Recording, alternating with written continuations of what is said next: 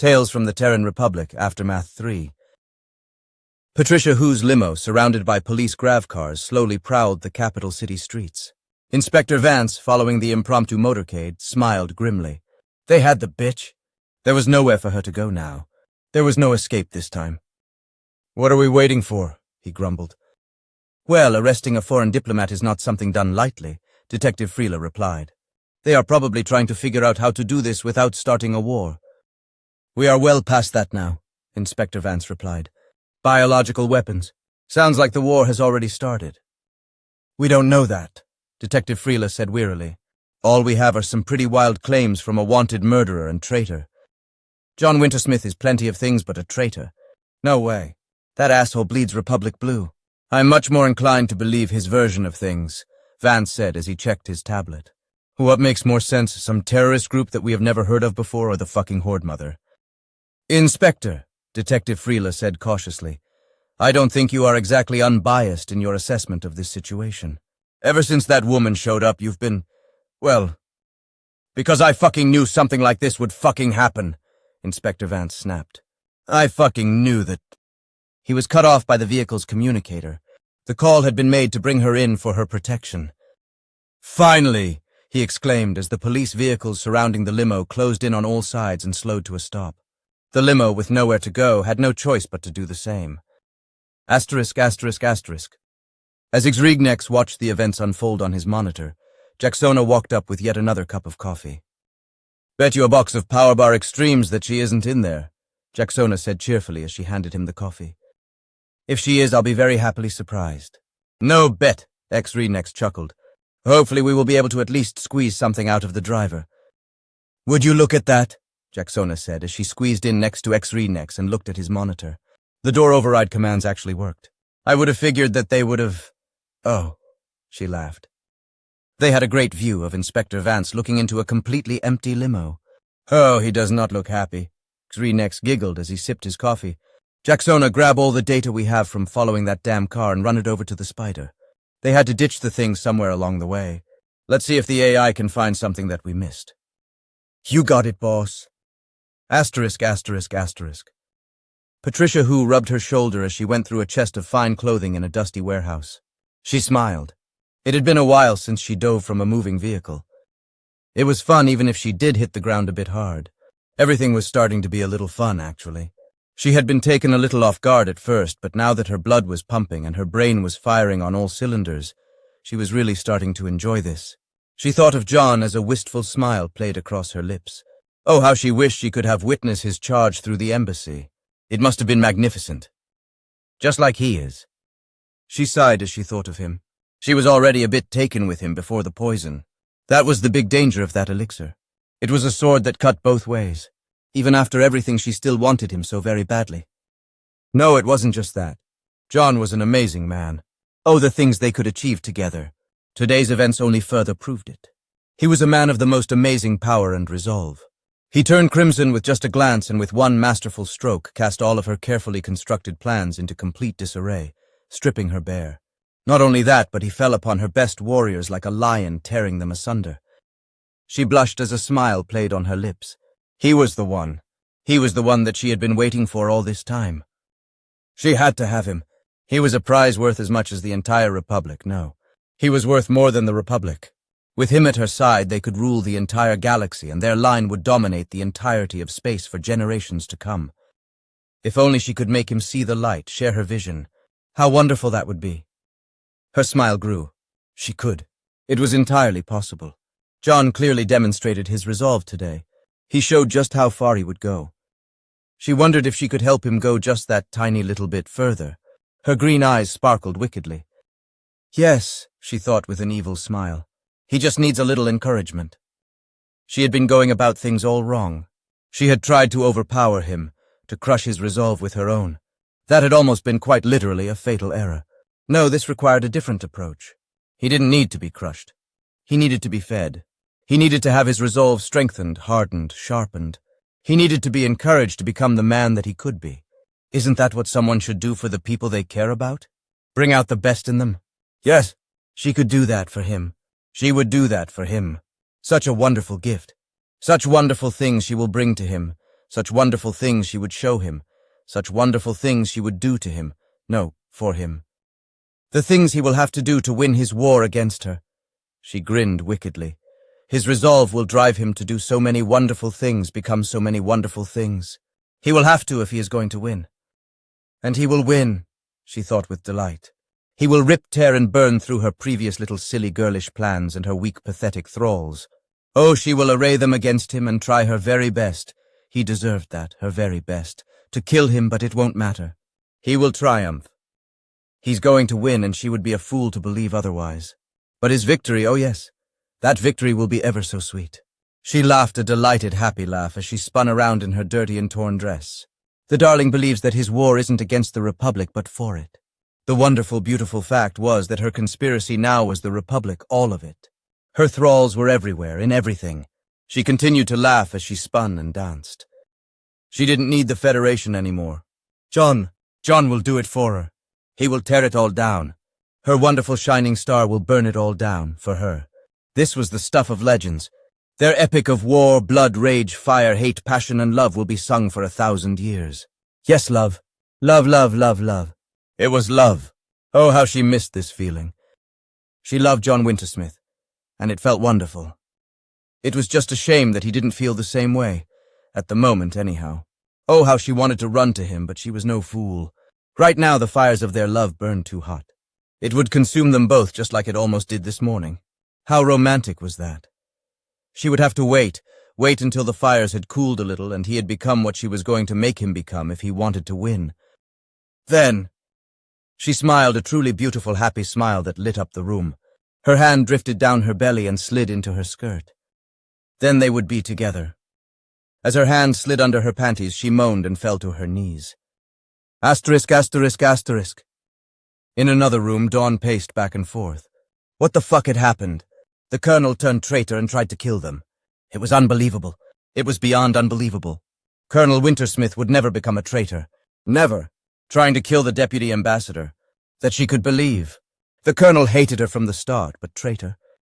It didn't add up. It wasn't just the colonel, but him, Gunny, and everyone at the embassy suddenly becoming traitors. She made a little nervous squeak. The colonel a traitor. Gunny a traitor. Bullshit. A voice inside her, a voice that had fallen silent for a little while, suddenly exclaimed. What would drive the colonel to just snap like that? Was it on that document that had Miss? Who so upset? She wished she had been able to read it. She had asked one of the other guys if they knew what was going on, but they just told her to mind her own business and that her ladyship would tell her what she needed to know. Mouse, Jade snarled as she lounged on a crate. Quit with the fucking pacing. You're driving me nuts. Sorry, Dawn yelped. Try to relax, Squeaks, Jade rumbled in a reassuring manner. We've been in tight spots before. Been a while, but we've been in plenty of them. Her ladyship will figure something out. Besides, we have numbers on our side. Wait, what? Dawn asked, very confused. That made absolutely no sense. Yeah, Jade smiled. She's down to just 3 of us. We are probably safe. Safe? Dawn asked. We have the colonel plus God knows how many Marines hunting us, not to mention probably all of Fed intel. Just 3 of us won't. Oh, who cares about them? Jade laughed. No, I mean we are safe from her. Oh, what? Dawn asked in a tiny voice. Before Jade could respond, Nguyen walked in. So? Jade asked, her almond eyes smiling at him. Starport's out of the question, Nguyen said as he set down 2 huge bags of Chinese takeout on a cheap folding table. Whole place is crawling with embassy goons. Thought I spotted a few feds lurking around, too. Figures, Jade chuckled as she helped him unpack the food. Ah, cheap faux Chinese, one of the universal constants. Found a good place, too, Nguyen said with a smile. Actual bamboo shoots and fresh bean sprouts. Excellent, Jade exclaimed happily. At least we won't get gunned down on an empty stomach, right? Something smells absolutely delightful, Patricia exclaimed as she entered the room. Dawn did a double take. Instead of an elegant dress, Patricia was just wearing a pair of faded blue jeans and a simple gray button-down shirt under a loose, plain black cardigan. The usual stiletto heels were replaced by a pair of sensible laced boots. Instead of long and flowing, her hair was just tied behind her in a simple ponytail. Her face was scrubbed completely clean. No makeup, just her freshly washed skin. She looked like a completely different person. The biggest change, however, were her eyes. They were strange, almost reptilian. They terrified her. Her two veterans, however, were overjoyed. "Snake Eyes is back," Jade cheered.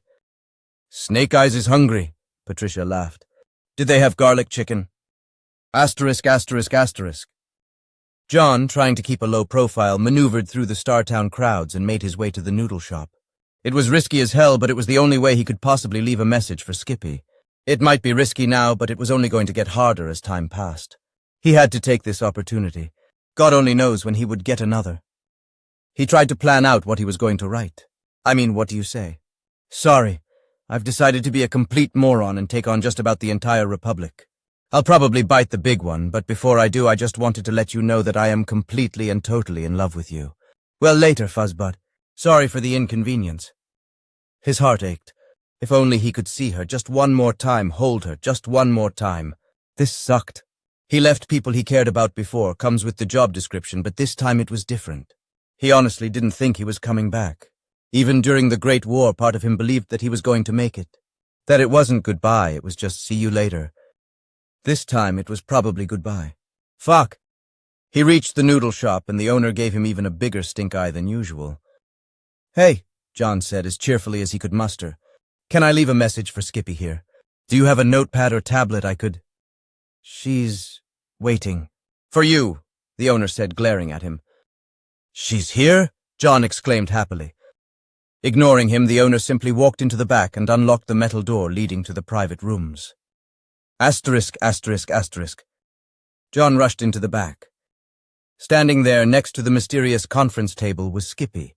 John started to rush to her and then stopped. She did not look happy.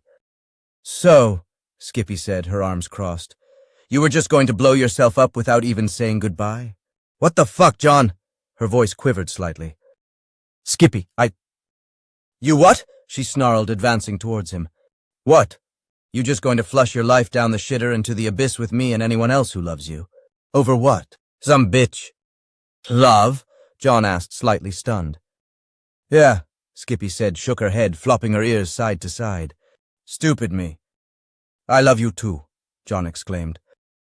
"Well, you have one fucked up way of showing it, asshole," Skippy yelled as she shoved him. "Skippy, there wasn't any other way. If you only knew what was at stake, you'd—" "I know what is at stake, you dumb fuck. Billions of people's lives in the balance. Possible total war with the Federation. Plague, conspiracy, your very Republic in danger. So what does the fucking ambassador to the Federation do? Shove a grenade up his ass and go skipping over to that bitch's office to throw his life away. Abandon his position, his troops, his people, me. Fuck you, fucking hero." She shoved him again. "Fuck, John. They needed you and you just decided to abandon them, and for what? To be a suicide bomber. Seriously. And what about me? Not even a fucking goodbye. Not an email or a phone call. Not even a go and fuck yourself. Just nothing? What? I was going to just hop my happy ass over there, expecting to go to lunch only to see them bring you out in a fucking bucket? Fuck you. You weren't supposed to be here yet, and I left a letter for you," John replied. "Toby was going to give it to—" "Oh, that makes everything better, hero," Skippy snarled as she shoved him again. "Don't even get me started on abandoning your men, Colonel." Things were evolving very rapidly, and there was no time. I had to act. "No fucking time to think, apparently," Skippy snorted. "I don't know what's worse. You planning to blow yourself up with a grenade, or the fact that you failed to blow yourself up with a grenade?" The situation evolved. It turned out that— "Yeah, I know the bitch got the drop on you," Skippy said disdainfully. "Maybe if you, I don't know, secured the perimeter, deployed your forces, actually used your head for more than a grenade holder, maybe she wouldn't have gotten away. You fucked up, hero." John flinched. "Hey," he snapped. I had every reason to believe that I had a clear line of fire. It was still just hours after. "Well, you were wrong, weren't you? A team at the exit, that's all it would have taken. You could be taking tasteless photographs with her corpse as we speak." I didn't want to risk tipping her off. "Look, it's easy to second-guess a failed mission," John said in a tired voice. "A team might have done the trick, or it might have triggered a massive firefight resulting in widespread casualties and her still getting away. I made a call and I took action. Was it the right move? Probably not. Was it a bad move? No. No. No, Skippy shouted as she shoved him against the wall and held him there. It was a bad move, fuckwit. You don't just throw away your life, ever. Risk it. Sure. Go on a mission with an incredibly low chance of survival. Fine. Part of the job. Throw it away. Never. She started shaking him. You don't profane a life that way, especially your own. You are the commanding officer. You are the ambassador. She shook him harder. Your men need you. Shake, your embassy needs you. Shake, your republic needs you. Shake, shake, shake, Skippy trailed off as she continued to shake him. John just wrapped his arms around her and pulled her in close. She squeezed him and started making little hiccuping, squeaking, sobbing noises as she held him tight. I almost lost you, you fucking idiot, Skippy muttered as they held each other. I'm sorry, Skippy, John said, stroking her head. I was an idiot. I did kick some ass at least. Not bad for an old man, right? Skippy just laughed a little. Yeah, you did, old man, Skippy chuckled. You might be a fucking moron, but at least you're good at it. John leaned in to kiss her. Skippy smiled and put her paw on his face. Slow down, hero, she laughed as she handed him a data crystal. Work before play. Tablet and communicator are on the table, she said as she walked towards the door. I'm grabbing some lunch. Hungry? Starving. Asterisk, asterisk, asterisk. Joyce Sidibe was sitting at her desk with her face buried in her hands. On her monitor was the latest mass email that was sent to everyone in the embassy. This was a nightmare. She read the email again and John's document which was attached. She shook her head. This madness pushed the very limits of credulity. Everyone knew that Patricia Hu was the Antichrist, but this was beyond the pale even for her, and if half the names on the list of alleged conspirators were true, the Republic was in trouble. She was dying for a coffee, but that would require her leaving the safety of her office. There was no way in hell she was going out there. She tried accessing the hyperspace link again. Nothing. There was a knock on the door.